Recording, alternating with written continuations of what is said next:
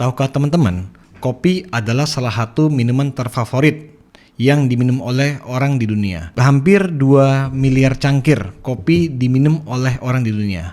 Tetapi apakah kopi memang aman untuk dikonsumsi atau ada menimbulkan efek samping? Oke, hari ini kita akan membahas segala hal tentang kopi.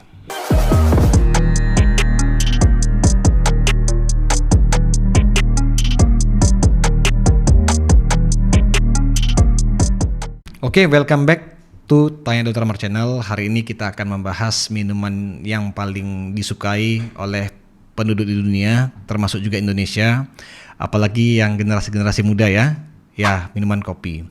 Teman-teman, kopi adalah minuman yang sangat banyak diminum oleh orang di dunia, hampir 2 miliar gelas atau cangkir diminum oleh orang di dunia. Saya agak tertarik membahas video tentang kopi ini karena saya pernah punya pengalaman yang unik ya. Jadi teman-teman, lebih kurang saya mulai minum kopi ini 5 tahun belakangan. Dulu saya nggak minum kopi. Saya mulai minum kopi semenjak sering-sering nongkrong. Nah, jadi saya punya pengalaman unik ya satu, di mana 5 tahun lalu saya pernah nongkrong sama teman-teman ya di Medan. Kami pesan kopi 5 cangkir. Tetapi yang datang 6 cangkir, kebetulan kami 5 orang gitu. Jadi karena rasa kopinya enak, saya memutuskan untuk minum cangkir kedua. Nah, jadi memang rasanya kopi sih enak banget pas itu. Jadi kami pulang ke rumah.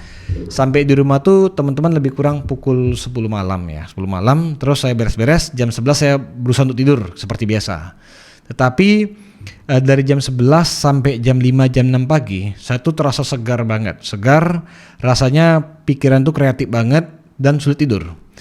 Sampai malam itu saya jam 1, jam 2 pagi saya ambil buku, saya tulis hal-hal kreatif yang saya pikirkan.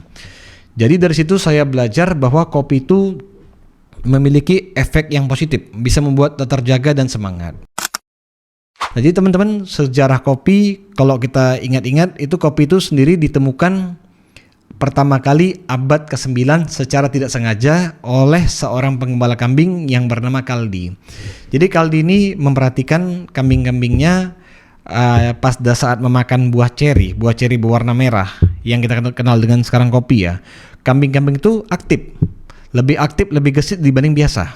Nah, dialah yang pertama kali membawa kopi ke rumahnya dan dialah yang pertama kali menemukan kopi dari sejarahnya. Tetapi kopi sendiri mulai dibudidayakan itu abad ke-15 di negara Yaman.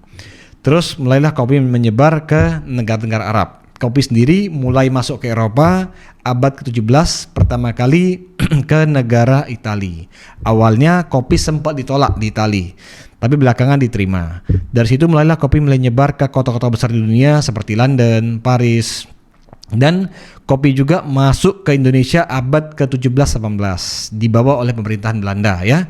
Saat itu kopi menjadi bahan ekspor ya. Nah, kopi sendiri banyak macamnya, tapi yang paling terkenal tuh 2 ya, Arabica dan Robusta ya. Nah, Arabica sendiri adalah kopi yang hidupnya di ketinggian 1000 sampai 2000 meter ya. Arabica sendiri memiliki kafein yang lebih rendah dibanding dengan Robusta. Nah, Arabica sendiri itu adalah kopi yang kurang baik tumbuhnya di bawah 1000 meter dan dia gampang terserang hama. Sebaliknya kopi Robusta itu lebih kuat. Dia tidak gampang terserang hama ya. Dia hidupnya Robusta di bawah 1000 meter, tepatnya 600 sampai 800 meter. Nah, Arabica sendiri memiliki rasa yang ada pahitnya, ada manisnya, ada asamnya ya. Nah, sedangkan kalau Robusta dia lebih dominan rasanya pahit. Nah, kopi sendiri memiliki manfaat yang baik ke tubuh kita. Salah satunya kita lebih terjaga ya. Seperti saya bilang tadi, pengalaman saya begitu minum kopi terjaga 1 malaman. Jadi banyak juga orang yang misalnya kerja malam minum kopi. Terus kopi juga sering saya pribadi gunakan untuk persiapan sebelum olahraga. Kalau kita mau olahraga, kita minum kopi, rasanya itu lebih segar, lebih nyaman ya. Nah, kopi sendiri juga memiliki manfaat sebagai anti penyakit saraf seperti Alzheimer ya. Terus untuk menurunkan risiko terjadinya diabetes, dan juga kopi baik untuk liver sebagai hepatoprotektor atau vitamin hati. Tetapi kopi juga memiliki dampak buruk teman-teman. Salah satunya untuk orang yang lambungnya bermasalah, terutama yang gastritis akut ya. Gastritis akut tuh berupa kayak mual, muntah ya. Orang yang gangguan lambung, kalau lambungnya stabil boleh minum kopi, tapi disarankan minum kopinya itu setelah makan ya. Nah, kopi juga bisa meningkatkan hilangnya rasa ngantuk. Jadi teman-teman yang ada insomnia disarankan untuk menghindari kopi di atas jam 5. Tetapi kalau minum pun siang dia tetap nggak bisa tidur, hindari kopi.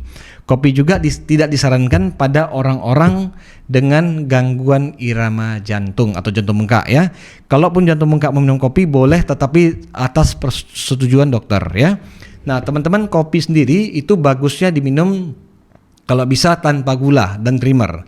Kalaupun mau pakai gula boleh, tapi dengan jumlah yang sedikit, tidak boleh banyak. Nah, kopi dari literatur kita baca disarankan boleh minum satu hari maksimal 300 sampai 400 mg kafein per hari. Itu artinya 3 sampai 4 cangkir sehari boleh. Tapi saya pribadi saran saya maksimal 3. Nah, kopi bagus diminum pagi atau siang, paling bagus pagi pada saat kita mau beraktivitas. Jadi teman-teman ya, segala hal sesuatu kalau berlebihan tidak baik. Kopi juga seperti itu. Kalau kita minum kopi lebih dari 4 gelas, itu dapat menyebabkan tekanan darah kita naik permanen. Tetapi kalau kita minumnya di bawah 3 gelas, di bawah 4 gelas, itu malah bisa membuat kita lebih rendah risiko terkena darah tinggi dan juga penyakit jantung. Jadi boleh minum kopi tapi sesuai dengan takaran, jangan berlebihan. Oke teman-teman, kalau ada pertanyaan yang berhubungan dengan kopi boleh komen di bawah ya. Oke, semoga informasi ini bermanfaat. Terima kasih.